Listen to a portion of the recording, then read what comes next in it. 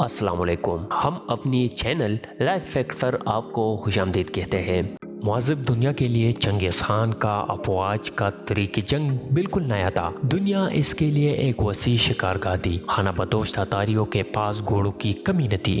بھیڑ بکریوں کے علاوہ وہ گھوڑوں کے گوشت اور دودھ پر گزارا کرتے تھے۔ اس کے علاوہ وہ جنگل کے ہر جانور کا گوشت کھا جاتے تھے۔ صحرائی گوبی میں شہروں اور بستیوں کا نام نہ تھا۔ اگر کہیں بارش ہو جاتی تو یہ خانہ بدوش وہاں جا نکلتے اور جب تک ان کے مویشی گھاس کا آخری تنکا تک نہ چر لیتے وہ وہی رہتے، اور پھر جب کوئی مسافر پیغام دیتا کہ فلاں مقام پر بارش کے چند چھینٹے پڑے ہیں تو وہ ادھر کا رخ کر لیتے۔ بعض اوقات نئی چراگاہوں کی تلاش میں ایک قبیلے کی دوسرے قبیلے سے مڈبھیڑ ہو جاتی اور طاقتور اپنے کمزور حریف کے مویشیوں پر قابض ہونے کے علاوہ اس کے زن و مرد کو بھی غلام بنا لیتا۔ اس لیے کمزور قبائل اپنی حفاظت کے لیے متحد ہو کر کسی طاقتور آدمی کو اپنا امیر بنا لیتے تھے۔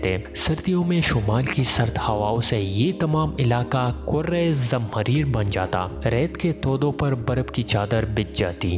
چارہ نہ ہونے کی وجہ سے مویشیوں کا دودھ سوکھ جاتا اور وہ گرمیوں کے بچائے ہوئے خشک گوشت پر گزارا کرتے۔ کبھی کبھی تیز آندیاں ان کے خیمے اڑ کر لے جاتی اور ان کے مویشیوں کو ادھر ادھر کر دیتی۔ فطرت کے ساتھ ایک دائمی جنگ نے ان لوگوں کو حد درجہ جفاکش بنا دیا تھا۔ وہ کئی دن تک گھوڑے کی پیٹھ پر بیٹھ سکتے تھے اور کئی دن بھوکے رہ کر لڑ سکتے تھے۔ چنگیز خان نے بڑے بڑے سرداروں کی سرکوبی کرنے کے بعد انہیں اپنا متیب بنا لیا۔ پھر خانہ بدوش تاتاریوں کے سامنے ان ممالک کے نقشے پیش کیے جہاں لہلہاتے باغات، سرسبز کھیتیاں اور سدا بہار چراگاہیں تھی۔ لوٹ مار کی ہوس نے تمام خانہ بدوشوں کو چنگیز خان کے جھنڈے تلے جمع کر دیا۔ تاتاری ہمسایہ ممالک پر بھوکے عقابوں کی طرح چپٹے، اور وہ اقوام جنہیں پرامن زندگی نے تن آسان بنا دیا تھا ان کے حملوں کی تاب نہ لا سکے۔ چند برس میں چنگیز خان کی افواج شمال اور مشرق کے کئی ممالک پر قبضہ کر چکی تھی۔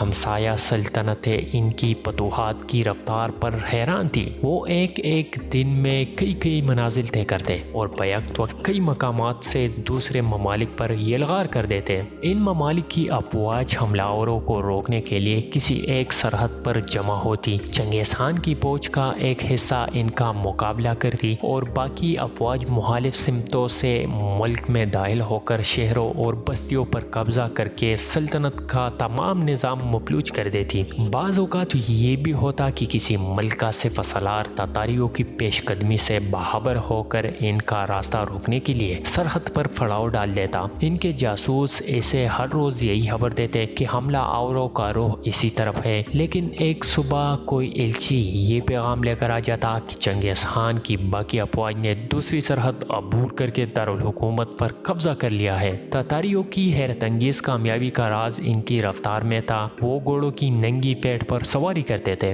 ہر سوار کے ساتھ کئی گھوڑے ہوتے تھے۔ جب ایک گھوڑا تک جاتا تو سوار دوسرے گھوڑے پر بیٹھ جاتا۔ یہ لغار کے وقت سوار کو اگر بھوک محسوس ہوتی تو وہ گھوڑے کی پیٹھ پر زخم کر کے اس کے خون کے چند گھونٹ چوس لیتا۔ لمبے سفر میں بھی تاتاری اپنے ساتھ بہت تھوڑا سامان رسد اٹھاتے تھے۔ جنگل میں وہ فالتو گھوڑے کھا لیتے اور راستے کے شہروں اور بستیوں سے مویشی چھین لیتے۔ اگر کسی شہر کے باشندے مزاحمت کے بغیر ہتھیار ڈال لیتے تو تاتاری صرف ان لوگوں کو قتل کرتے جنہیں سپاہیانہ خدمت کے قابل سمجھا جاتا تھا۔ تاہم ہر سپاہی مفتوح قوم کی عورتوں کی بے حرمتی کرنا اپنا حق سمجھتا تھا۔ اگر کوئی شہر مزاحمت کے بعد پتہ ہوتا تو مکانوں کو آگ لگا دی جاتی اور مکینوں کو قتل کر دیا جاتا۔ ہر فوج کا جرنیل اپنے سپاہیوں کو پتہ کی یادگار تعمیر کرنے کا حکم دیتا اور تاتاری سپاہی نوجوانوں کے علاوہ بچوں، بوڑھوں اور عورتوں کے سر کاٹ کر مینار بنا دیتے۔ پھر جس فوج کا مینار سب سے بلند ہوتا اس کے افسروں اور سپاہیوں کو چنگیز خان شاباش دیتا۔ بعض اوقات دو سپاہیوں میں اس بات پر جھگڑا بھی ہو جاتا کہ تمہارا مینار اندر سے کوکلا ہے، ورنہ آج میرے فوج نے زیادہ سر کاٹے ہیں۔ یہ وہ قوم تھی جس کے ہاتھوں علم